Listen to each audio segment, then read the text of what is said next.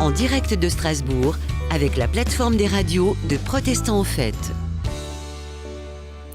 Il est 16h et nous voilà en direct de Strasbourg à l'occasion de cet événement Protestants en Fête, Protestants 2017. Après 500 ans de réforme, les protestants ont décidé de vivre la fraternité ici à Strasbourg. Alors cet événement vient d'être ouvert au public sur la place Kléber et c'est 10 heures de programme que nous vous proposons pendant 3 jours pour comprendre ce qu'est cet événement, comprendre ce que célèbrent les protestants aujourd'hui, qui sont les protestants aujourd'hui. Et pour en parler, nous recevons tout de suite, sans plus attendre, le président de la Fédération protestante de France, François Claveroli. Bonjour François Claveroli. Bonjour. Et Christian Albecker, qui est le président de l'Union des Églises protestantes d'Alsace et de Lorraine. Et tous les deux, vous venez directement de la place Kléber, où vous avez ouvert cette manifestation. Alors, je voudrais vous poser une question. Aujourd'hui, on fête ces 500 ans du protestantisme parce qu'on fait mémoire des 95 thèses de Luther qu'il aurait placardées sur l'église de Wittenberg. Et finalement, on en parle très peu de ces 95 thèses. Est-ce que ce sont ces thèses que nous célébrons ou est-ce que c'est plutôt ce geste de Luther qui est célébré aujourd'hui ? Ce que nous célébrons, c'est un geste, effectivement, et l'ouverture d'un immense débat qui va traverser l'ensemble du christianisme d'Occident. Une conversation qui va évidemment avoir des conséquences, mais les thèses sont en arrière-plan puisqu'elles sont l'affirmation du salut par la grâce et la contestation de toute une série de pratiques et de convictions qui jusqu'alors étaient portées par l'Église d'Occident. Donc il y a à la fois la contestation et puis l'affirmation, c'est d'ailleurs exactement le mot de protester qui est en jeu ici. Les protestants sont ceux qui contestent, mais ce sont ceux aussi qui attestent, qui affirment le salut par la grâce. Merci François Claveroli. Christian Albecker. J'ai envie de dire que par rapport aux 95 thèses, on en a quand même profité pour les lire. C'est vrai que je ne les avais pas lues in extenso. On a eu à Strasbourg une très belle exposition à la Bibliothèque nationale universitaire où elles ont pu être commentées. Et il y en a une en particulier qui, moi, me parle beaucoup. Je crois que c'est la 63 de mémoire, qui dit « Il faut enseigner aux chrétiens qu'il est plus important d'être, je cite de mémoire, d'être solidaire avec les pauvres que d'acheter des indulgences ». Donc déjà, il y avait en germe ce que nous fêtons aujourd'hui, pendant ces 3 jours, cet appel à la fraternité. Être chrétien renouvelé par le Christ, c'est être au service des autres par reconnaissance pour le cadeau que Dieu nous fait. Merci Christian Albecker. Alors nous accueillons Malou Bernasconi. Et voilà, il fallait que je la fasse. Bernasconi, avec nous de Fréquence Protestante, une radio de Paris que vous pouvez entendre sur le 100.7 à Paris et dans toute l'Île-de-France. Malou, vous êtes journaliste et vous allez poser des questions à nos 2 invités sur le sens de cette fête, le sens de la réforme. Alors, les protestants font battre le cœur de la ville pendant 3 jours à Strasbourg. Ils donnent matière à prier, à penser, à débattre, à chanter sur le thème de la fraternité. C'est l'ouverture des dernières nouvelles d'Alsace de ce matin et je voulais vous faire réagir sur cette formule médiatique de la presse écrite locale. Mais j'ai trouvé, en lisant ce matin les DNA, que l'article était bien écrit parce qu'il était, plein d'entrain. Enfin, cette idée qu'on porte un regard positif, favorable sur une manifestation comme celle-ci, alors qu'on est un peu habitué, vous savez, à la méfiance à l'égard des religions. Là, il y a au contraire un entrain, une espèce d'intérêt positif. Le protestantisme, je crois, à travers ce message de la fraternité, ne s'adresse pas qu'à lui-même. Il s'adresse à la société française. C'est un message, j'allais dire, pour l'ensemble des citoyens de ce pays. Et du coup, ce mot de fraternité qui résonnait jusqu'à présent, j'allais dire, sur le mode de la devise républicaine, prend une dimension spirituelle qui le leste un peu, qui lui donne une certaine consistance, une certaine épaisseur, puisque la fraternité n'est pas simplement citoyenne, mais elle est aussi celle qui nous renvoie à un même père, et donc à un engagement de fils et filles d'un même père dans la cité. Est-ce que ce n'est pas particulier à Strasbourg d'avoir une presse peut-être plus favorable aux religions ? Évidemment, le titre, moi, le strasbourgeois que je suis, si je me souviens bien, la une, c'était Strasbourg, cœur battant du protestantisme, ou quelque chose d'analogue. Et évidemment, avoir droit à la une des dernières nouvelles d'Alsace, le journal, le quotidien de référence régional, c'est pour nous un grand honneur. Mais c'est vrai que nous entretenons depuis longtemps d'excellentes relations avec les dernières nouvelles d'Alsace, dont on disait, mais c'était il y a bien longtemps, c'était le journal protestant. Enfin, il y avait, je ne sais plus quels étaient les titres nombreux, mais il y a là une filiation, quelque chose peut-être de l'ordre d'une sympathie réciproque qui se perpétue. Alors, je continue sur les dernières nouvelles d'Alsace, juste avec une formule. Est-ce que ces 3 jours sont le point d'orgue des 500 ans de la Réforme ? Ah, certainement, oui. C'est aujourd'hui que l'ensemble des protestants se réunissent. Alors, vous savez, ce sont des évangéliques, des baptistes, des pentecôtistes, des adventistes, enfin, toute la grande famille recomposée depuis la Réforme. Luthériens aussi. Alors, il y a quelques luthériens quand même, oui. Et puis, il y a quelques réformés, voilà. Et c'est vrai que cette grande famille protestante est au rendez-vous. Moi, je m'en réjouis énormément parce que j'ai entendu dire qu'il y avait plus de 11 000 inscrits, ce qui est quand même intéressant, que le Zénith est plein pour le culte de dimanche, que la nuit des thèses, peut-être qu'on évoquera ce sujet, la nuit des thèses, d'ailleurs, une initiative complètement originale, inédite, de mettre ensemble 15 professeurs de théologie, de facultés de théologie différentes, toute une soirée jusqu'à 1h du matin. La salle de l'Aubette va être évidemment bondée. Donc voilà, des initiatives originales et qui font sens parce que précisément le message protestant peut faire sens dans la société. Alors, je continue. Est-ce que ces 3 jours, je reprends un peu la question de mon collègue, célèbrent le passé ou et imaginent le futur ? C'est laquelle des 2 formules ou c'est les 2 en même temps ? J'utiliserai volontiers une formule que mon prédécesseur Jean-François Collange utilisait souvent. La vocation chrétienne, c'est des racines et des ailes. La fameuse émission que vous connaissez, des racines, bien sûr, on est d'abord fondé dans l'évangile du Christ. Je veux dire, tout n'a pas commencé il y a 500 ans. On avait d'ailleurs, je mentionne en passant, une très belle exposition, 1000 ans de réforme avant la réforme. Donc le mouvement réformateur a toujours traversé la vie de l'Église avec une force et même une violence particulière en 1517. Mais ceci, c'est nos racines et il convient de les revisiter, de nous les approprier. Mais en même temps, les ailes. Voilà, parce que c'est aujourd'hui, c'est demain. Quelle est la pertinence ? Il est inutile de se complaire dans un regard nostalgique du passé si ça n'inspire pas notre façon d'être au monde, notre façon de vivre ensemble aujourd'hui. Et j'ai une question toujours sur cette célébration. François Claveroli, dans la conférence de presse, a dit ce matin que c'était un témoignage dont notre société a besoin. Alors je voudrais que vous commentiez cette deuxième partie dont notre société a particulièrement besoin. Nous sommes tous, les uns et les autres, conscients des fragilités de notre société, des fragilités du système qui la porte. Je pense au système, au régime démocratique. Et c'est cette fragilité, cette vulnérabilité des sociétés occidentales et démocratiques qui est en jeu. Et il me semble que l'une des vocations des églises, et du protestantisme en particulier, est de se tenir aux aguets, d'être aux avant-postes des lieux où peut advenir la violence, la fracture, l'abandon, l'inégalité et l'humiliation de l'homme. Et donc, par ses œuvres, par ses engagements des fondations, par ses associations, le protestantisme là peut être sentinelle et alerter au bon moment les responsables pour dire attention, vous avez une vocation qui est celle de tenir ensemble une société complexe comme la société française, et donc nous sommes avec vous pour être vigilants et essayer d'apporter les solutions là où c'est possible.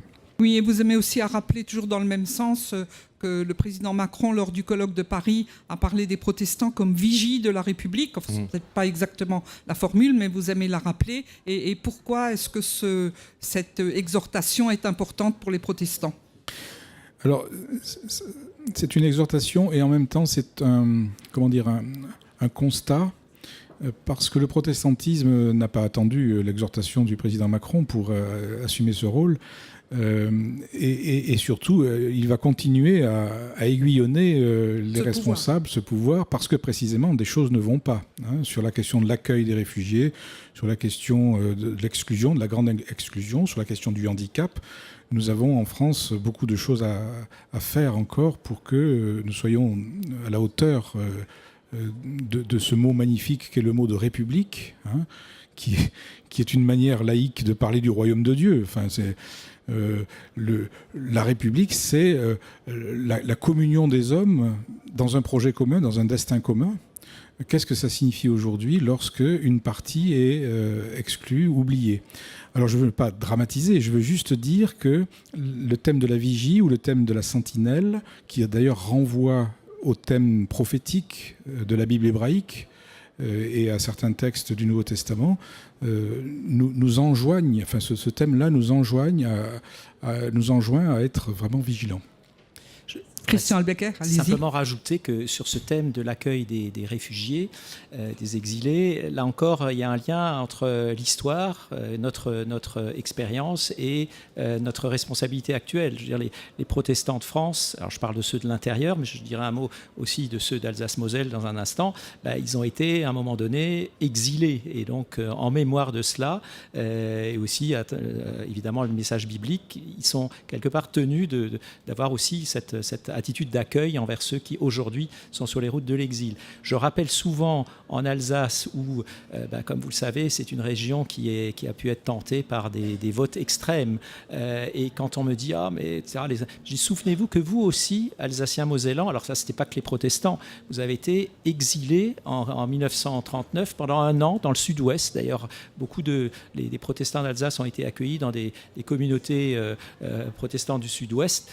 Vous aussi, vous avez été sur les chemins de l'exil et on l'oublie un peu trop vite. Donc là aussi, faire mémoire, c'est aussi inspirer notre responsabilité pour le présent. Et est-ce qu'on peut rappeler peut-être quelqu'un que vous aimez citer, Christian Albecker, c'est Martin Bucer, donc le réformateur alsacien, dont vous dites qu'il est à la fois œcuménique et européen. Alors vous pouvez nous expliquer ces deux adjectifs ? Absolument.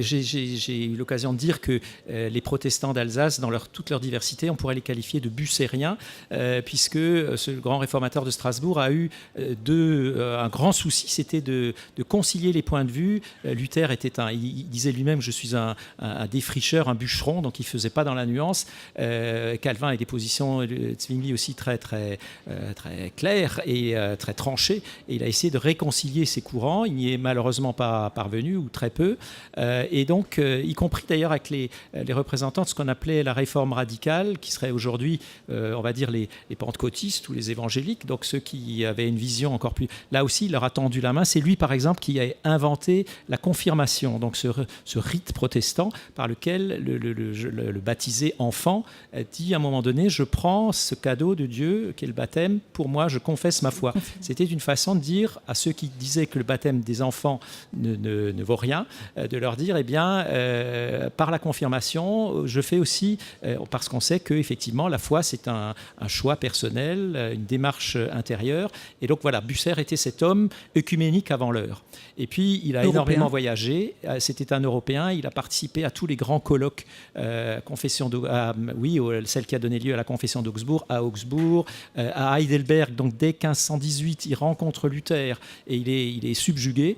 Donc, il voyage. Il finit ses jours en exil, lui d'ailleurs aussi. On retrouve le thème. Le magistrat de Strasbourg l'a condamné à l'exil pour des raisons politiques. Il est parti en Angleterre, où il a inspiré l'anglicanisme.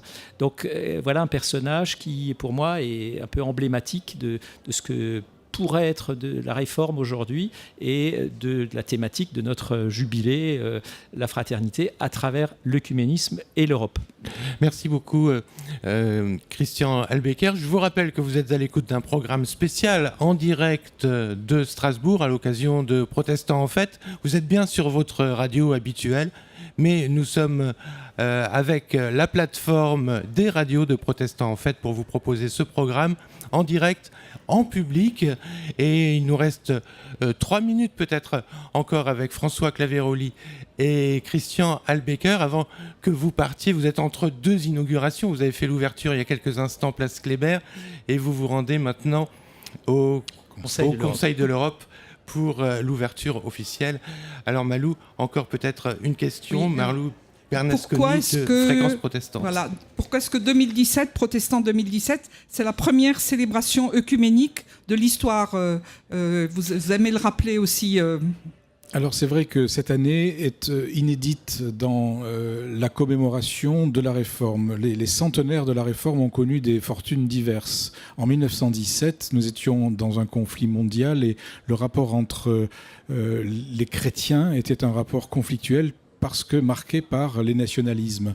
Et les commémorations de 1917 n'ont pas été à la hauteur. Elles étaient donc finalement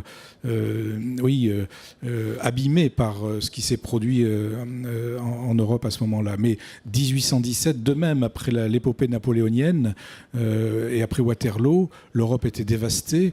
Et la commémoration a finalement, du côté allemand en tout cas, permis une espèce de valorisation du nationalisme. Et puis 1717, c'était l'époque encore des conflits confessionnels, territoriaux. L'Europe n'était absolument pas tranquille. Donc voilà, cette année 2017, pour la première fois, le partenaire catholique et les partenaires internationaux, donc européens et mondiaux, regardent ce qui se passe positivement. Et je dois dire, là je veux saluer l'Église catholique en particulier, je dois dire que le partenaire catholique s'est approprié cette histoire du 5e centenaire par des initiatives diverses et variées, la rédaction d'articles, la mise en place de conférences, d'expositions sur Luther et sur le protestantisme. Et je crois qu'il faut le souligner parce que l'heure est à l'écuménisme, y compris pour ce genre d'événement, et peut-être aussi au niveau du dialogue interreligieux, puisque vous savez que l'islam, le judaïsme et le bouddhisme regardent le protestantisme d'un œil favorable, d'un œil bienveillant et favorable, à cause de ce processus incessant de réforme qui le travaille. Et est-ce que ces partenaires sont aussi partenaires de ces 3 jours de célébration ? Ils sont invités, ils sont invités. Ils seront est-ce qu'ils tout à viennent l'heure au Conseil de l'Europe et ils seront là et voilà, nous espérons qu'ils participeront aussi à la fête. Est-ce que chacun de vous peut dire une phrase sur ce que Luther est aujourd'hui pour demain ? Pour moi, Luther est un chercheur de sens. C'est mon imaginaire de Luther, parce que c'est 5 siècles quand même, c'est un jeune prof qui, avec une bande de jeunes profs, lance un débat et recherchent le sens de leur vie et font partager cette recherche à toute une génération. Chercheur de sens. Chercheur de sens. Moi, je dirais, pour le résumer en 3 mots, ce que je retiens de son message, c'est libérer pour servir. Libérer de la préoccupation de nous-mêmes, d'accomplir des performances, des œuvres, de gagner notre salut. Nous sommes aimés de Dieu, libérés, mais c'est libérer pour servir, pour être à la disposition de ceux qui nous entourent, de notre monde, et pour partager cet amour, cette grâce qui nous a été donnée. Merci à tous les 3, merci Malou Bernasconi pour toutes ces questions. Avant de vous laisser partir, je rappelle à nos auditeurs qu'ils peuvent nous entendre sur toutes les radios de la plateforme des radios de protestants en fait, 17 radios, et aussi sur Internet, sur YouTube et sur protestant.org, protestant2017.org. N'hésitez pas à aller nous voir sur ces chaînes. Et avant de vous laisser partir, une question sur la fraternité qui est le thème principal de cette manifestation protestant en fête 2017. Un mot, 2 mots de l'un et de l'autre pour nous dire qu'est-ce que représente la fraternité pour vous. La fraternité, c'est quelque chose que nous n'avons pas choisi. Nous sommes institués, frères et sœurs, par la naissance et par la découverte de celui qui était avant nous, ou de celle qui était avant nous, et de celui qui va naître après nous. Et donc c'est un cadeau finalement, c'est une situation donnée. Et apprendre à découvrir l'autre différent, c'est le chemin de la fraternité. L'autre différent qui peut gêner, qui peut même être encombrant, mais à qui il faut faire la place. Et puis, c'est une relation de réciprocité. La fraternité, c'est aussi savoir être accueilli par l'autre, et donc le regarder dans les yeux, et dans ce regard, découvrir véritablement l'humanité. Merci François Claveroli. Christian Albecker. François a très bien dit les choses. Nous sommes frères parce que enfants d'un même père. Voilà. Et on ne se choisit pas toujours. Les fraternités peuvent être quelquefois difficiles, voire conflictuelles. Mais celle-ci, la fraternité d'enfants de Dieu nous est donnée. Et justement, dépreoccupés de nous-mêmes, nous pouvons avoir sur l'autre un regard renouvelé. Le regarder vraiment comme le frère, la sœur, le prochain, dans toute sa plénitude. Merci beaucoup. Merci beaucoup à tous les deux. On vous laisse partir.